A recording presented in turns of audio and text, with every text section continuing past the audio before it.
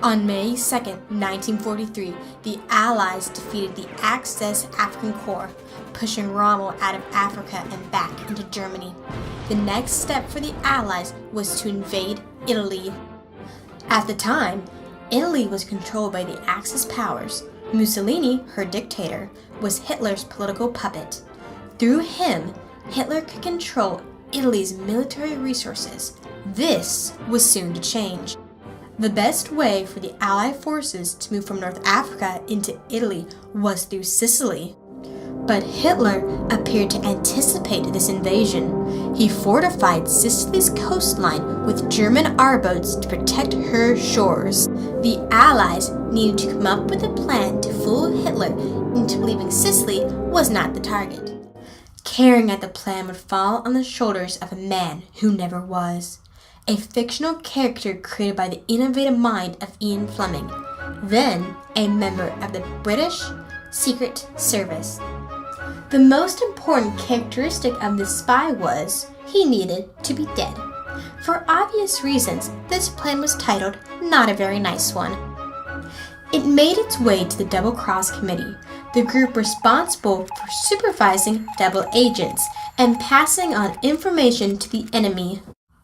Charles Christopher Chumley, the secretary for the XX Committee, was intrigued. He stated double agents can be tortured or turned, forced to reveal the falsity of the information they carried. A dead body can never talk.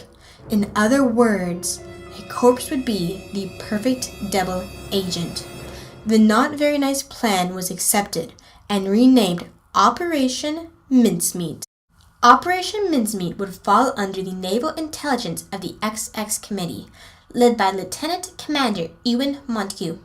Chumley and Montague became partners and soon began their macabre search for a dead body. On January 28, 1943, a corpse was located. Glendale Michael committed suicide when he was rejected from the British Army. He was the perfect candidate for Operation Mincemeat. No family, uneducated, homeless, jobless, and friendless, he would hardly be missed. They renamed him William Martin and elevated him to captain of the Royal Marines. To convince Hitler that William Martin was a real person, he needed a real life.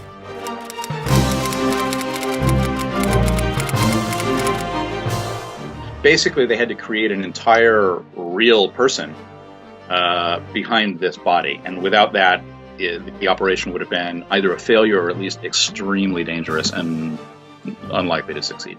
So it was absolutely vital that they do this whole backstory of, he's got to go, here's where he works, his career, he's got a girlfriend, here's what he went to the theater, he has theater tickets, here's where he has his bank account. All of those little things that the Germans might have been able to check and that they would normally expect to find in somebody's wallet or briefcase or, otherwise associated with the person. If those hadn't been there, he would have looked fake. And if they had not been something that, the Germans could have checked on, then the entire mission would potentially have been in danger. Finally, it was time to create the most important evidence, the letters to hoodwink Hitler. The goal was to convince Hitler to ignore what the evidence was telling him. Allied troops were obviously massing in Tunisia to invade Sicily.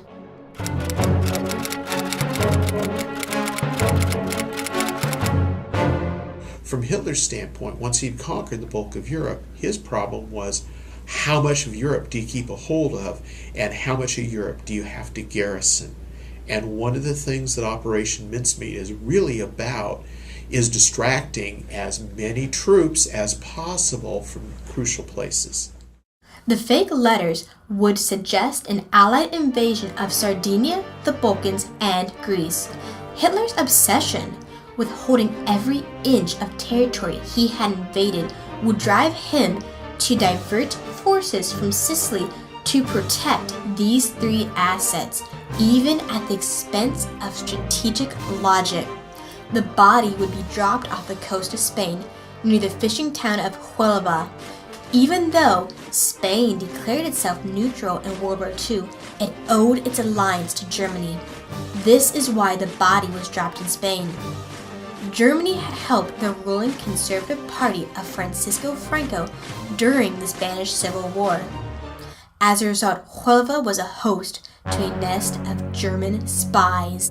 Hopefully, one would intercept William Martin. William Martin and his letters were packed inside a tiny canister hidden in a torpedo chute on the HMS Seraph.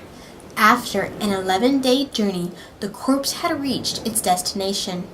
On April 29th, the corpse was dropped near Huelva. William Martin was now drifting right into enemy hands.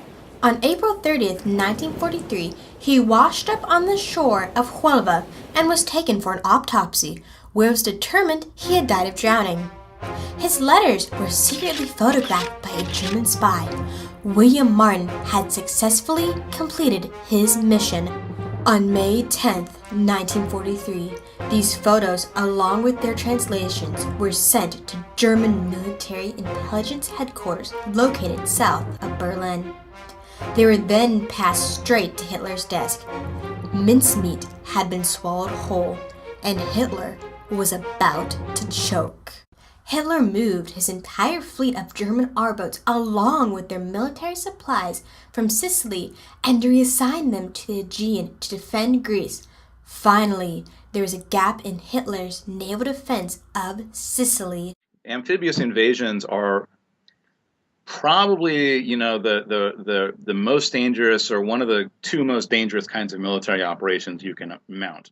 Coming ashore against defenders when you got nothing to protect you on the beach, and your forces on the beach are very small, and defenders are well dug in and outnumber you. It's just incredibly dangerous. So any tiny little bit of advantage, any tiny degree to which the defenders will have sent their forces elsewhere is a big help, because every single amphibious invasion just teeters on the edge of catastrophe just from the get-go.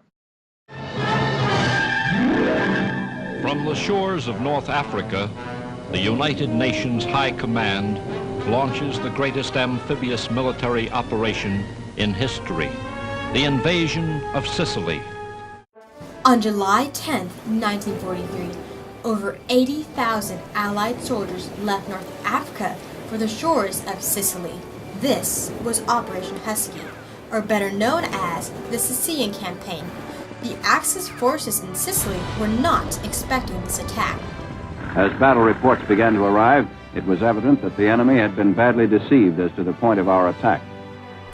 The Allies expected 10,000 casualties from the Sicilian invasion, when in fact they lost only 1,400 soldiers.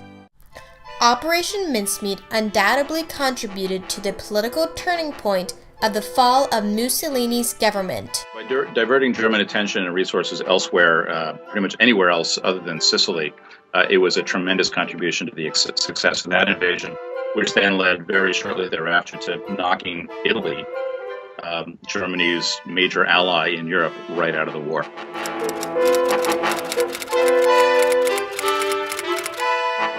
About the time that Sicily finished, there were riots in northern Italy, in the big industrial cities in northern Italy. There were strikes in northern Italy.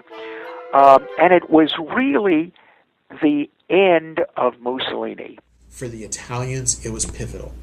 And the reason it's pivotal is once the Allies landed in Sicily, then Mussolini falls from power. He is actually arrested and imprisoned by the Italian government. He is voted out of office by the Italian Fascist Party. And the successor that is appointed by King Victor Emmanuel of Italy starts trying to negotiate with the Allies to get Italy out of the war.